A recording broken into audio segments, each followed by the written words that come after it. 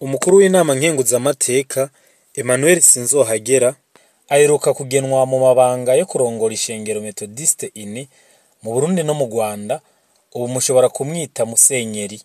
Emmanuel Sinzohagera akaba yagenwe muri ayo mabanga i Gitega kuwa Mungu, aho ibirori vyo kumugena muri ayo mabanga vyari vyitabiriwe n'umukuru w'igihugu c'u Burundi Evariste Ndayishimiye.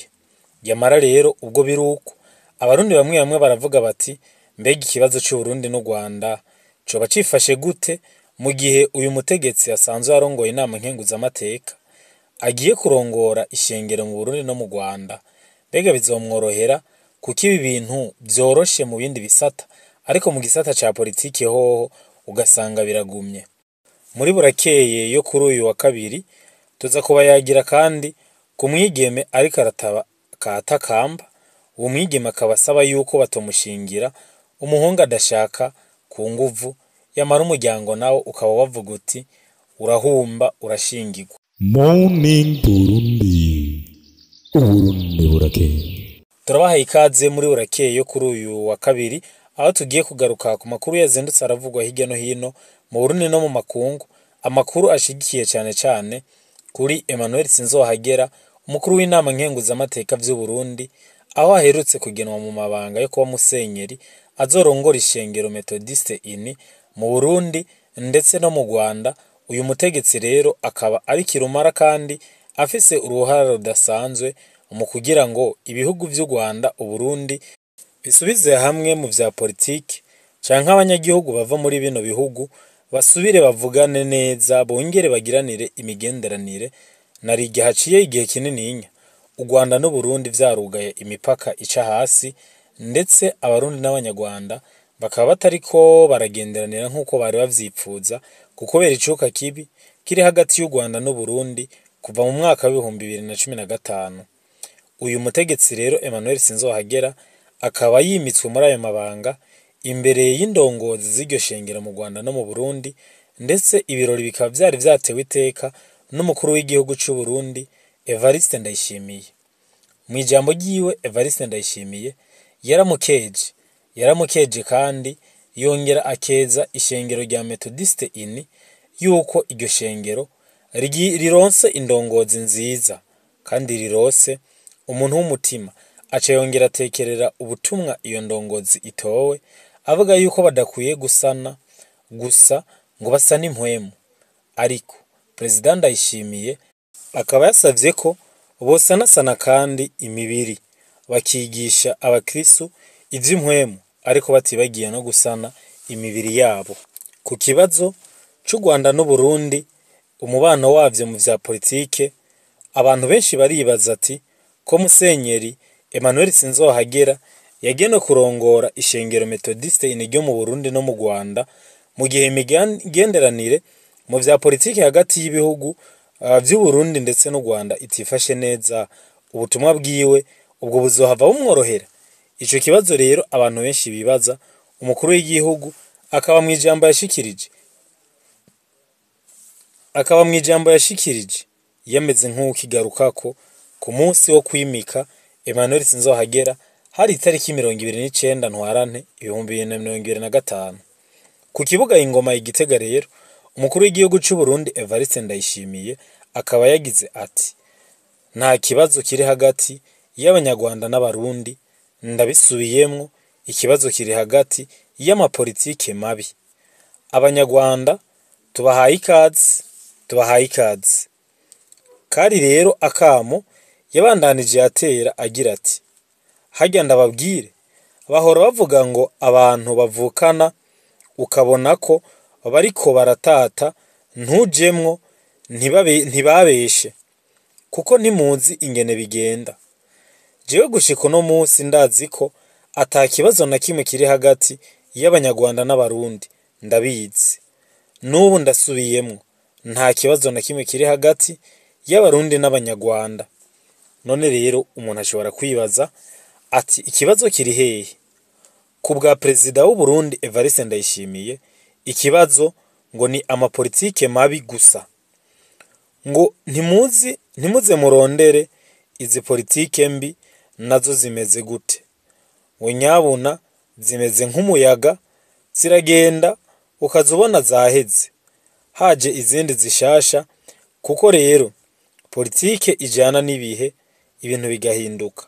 Kubwiwe rero ngo imbere ni heza cyane. Abanyarwanda ntibatinye kuza mu Burundi kuko atangorane. Imigenderanire rero iri hagati y'u Burundi n'u Rwanda ikaba yabaye nabi kuva mu mwaka w'ibihumbi 2015, igihe abagerageje gutembagaza ubutegetsi mu Burundi baciye bahungira mu Rwanda. Leta y'u Burundi ikabasaba ngo babasubize, ariko leta y'u Burundi ikavuga yuko u Rwanda rutigeze rushaka kubasubiza na gatoya. Ariko rero Emmanuel Sinzohagera, umukuru w'inama nkenguzamateka, akaba yimitswe nka musenyeri mu Rwanda no mu Burundi, arongoye ishengero Methodiste ini. Tukizera yuko gutorwa kwiwe canke kugenwa kwiwe hari akandi karusho bizozana mu mubano wa bino bihugu ko ari bibiri. Ano makuru tuyabandanirize mu ntara ya Ruyigi. Umwana ngo asaba kudashingirwa ku nguvu atarakwiza imyaka yo kurongorwa. Abavyeyi nabo bati hoshi genda. Igituma rero abo bavyeyi ngo babwira uyu mukobwa yuko yoje kurongorwa ikibiriraho ngo ni ugutaha bwije saa 2 z'ijoro. Hari rero kuri uyu wa 30 Ntwarante 2025, Irene ni umwana w'imyaka 17, akaba aba ku musozi wa Nyesato muri komine Kinyinya yo mu ntara ya Ruyigi. Inkuru iramvuye rero. Umwana akaba yateramanye n'umusore Domisiyoni w'imyaka 20, bahora basangira utuyoga. Ikiyago rero kiraryoha. Hagati aho mama wa Irene yari yabarabutswe bari kumwe, amuha gasopo ko aramutse amutanze imuhira aza kwibonerako. Ikiyago cabandanije umwanya, nuko rero burira birangira ahamutanze. Aho rero Irene ngo aho yashika kumuhana, abavyeyi biwe nta rundi rubanza babonye ko rumubereye atari kumwirukana akaja kwa Domisiyo. Uwo muhungu rero Domisiyo bari bari kumwe kuri uyo mugoroba, bifuza yuko asubirayo kubera gashavu. Barumuna ba Domisiyo baramwakiriye, ariko rero ngo bashikibe bagaca baguma ngo bamuraza, bashaka ko bamuraza iwabo, nayo Domisiyo akiryamana.